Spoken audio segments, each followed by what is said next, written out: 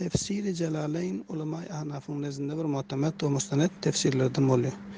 Bunu biten kişiler Celaleddin Mahalli Şafii Mısri rahmetullahi aleyh ve yine birisi Celaleddin Siyuti Şafii rahmetullahi aleyh ki Celaleddin biten.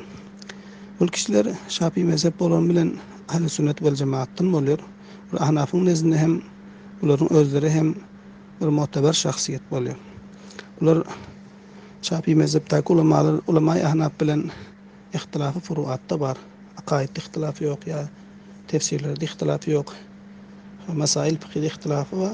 O tefsirlerde hem qaysı bir meselede ayet bir ayetten istinbat bolan pillatında ihtilaf bolsa hem aydılıp nişandahi yedilik diyor.